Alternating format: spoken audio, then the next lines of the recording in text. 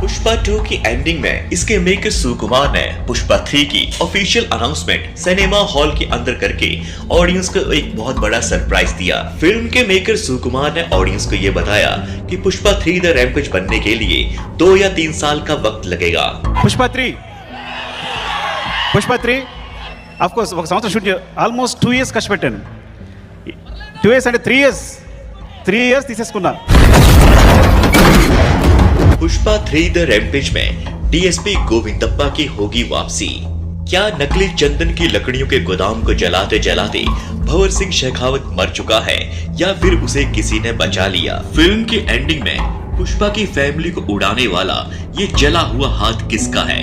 भंवर सिंह शेखावत का या फिर किसी और का? सिद्धप्पा ने पुष्पा को सिंडिकेट का बादशाह बनाया और पुष्पा ने सिद्धप्पा को एमएलए से सीएम, दोनों का हिसाब बराबर। अब होगा दुश्मनी का खेल।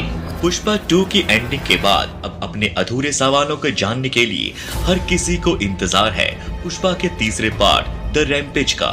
पुष्पा 3 द रैम्पेज की कहानी डायरेक्टर सुकुमार के जहन में पहले से थी, इसलिए उन्होंने 30% शूटिंग पहले ही कर रखी थी, जिसके शॉट्स हमें वेयर इज पुष्पा और पुष्पा 2 के ट्रेलर में दिखाई दिए, लेकिन फिल्म में वह सीन थे ही नहीं कहीं। सबसे पहली बात शायद आपको याद होगा, पुष्पा द राइज में एक ईमानदार ऑफिसर दिखाया गया था, डीएसपी गोविंदप्पा, जो कि पुष्पा को रंगे हाथों पकड़ना चाहता था, लेकिन बाद में उसने इस्तीफा दे दिया।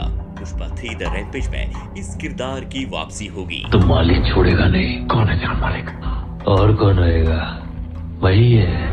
पुष्पा 2 द रूल में भंवर सिंह शेखावत ने नकली चंदन की लकड़ियों के गोदाम को जलाया था, लेकिन इस किरदार को बचाने के लिए यही डीएसपी गोविंदप्पा आपको दिखाई देगा। पुष्पा 3 द रैम्पेज के कुछ शॉट्स वायरल हुए हैं, जिसमें एक अनजान शख्स उसी जगह किसी को बचाते हुए नजर आ रहा है जहां भंवर सिंह शेखावत ने आग लगा दी थी। फिल्म की एंडिंग में एक जला हुआ हाथ रिमोट का बटन दबा के पुष्पा की फैमिली को उड़ा देता है, लेकिन ये जला हुआ हाथ भंवर सिंह शेखावत का नहीं है, बल्कि ये सेंट्रल मिनिस्टर वीर प्रताप रेड्डी के खानदान का कोई हिस्सा है।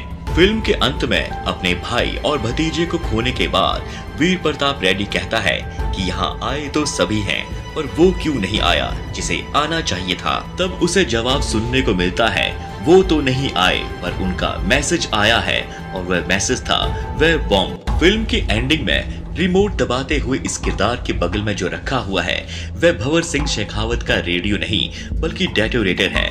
इस बटन की वायर इस डिवाइस से कनेक्टेड है, जिससे कनेक्शन बनाकर बॉम्ब को ब्लास्ट किया जाता है, जैसे कि अक्सर माइनिंग में किया जाता है। और वीर प्रताप रेड्डी और ये शख्स दोनों पहले माइनिंग में ही काम करते थे। इस नए किरदार की बात करें तो साउथ एक्टर विजय देवरकोंडा ने डायरेक्टर सुकुमार के जन्मदिन पर यह बात पोस्ट शेयर के क्लिक करती थी कि वह अब सुकुमार के साथ काम करने के लिए एक्साइटेड हैं, और उन्होंने उस पोस्ट पे लिखा था Pushpa the rise, Pushpa 2 the rule और पुष्पा 3 द रैम्पेज। इस बात से ये क्लियर हो जाता है कि पुष्पा 3 द रैम्पेज में साउथ एक्टर विजय देवरकोंडा आने वाले हैं। पुष्पा 3 द रैम्पेज की 30% शूटिंग कंप्लीट हो चुकी है, जिसके शॉट्स आप वेयर इज पुष्पा के टीजर जो कि 7 अप्रैल 2023 को अपलोड किया गया था यूट्यूब पर देख सकते हैं, और नए ऑफिशियल ट्रेलर में भी आपको कुछ झलकियां दिखाई देंगी जो आपने फिल्म में नहीं देखी थी। पुष्पा 3 की शूटिंग अब 2027 या 28 में शुरू होगी। इन 3-4 सालों में कौन सा किरदार जाएगा और कौन सा नया किरदार आएगा ये तो डायरेक्टर सुकुमार ही जानते हैं, लेकिन अगर ऑडियंस से पूछा जाए तो वह केजीएफ स्टार यश को पुष्पा के तीसरे पार्ट में देखना चाहेंगे।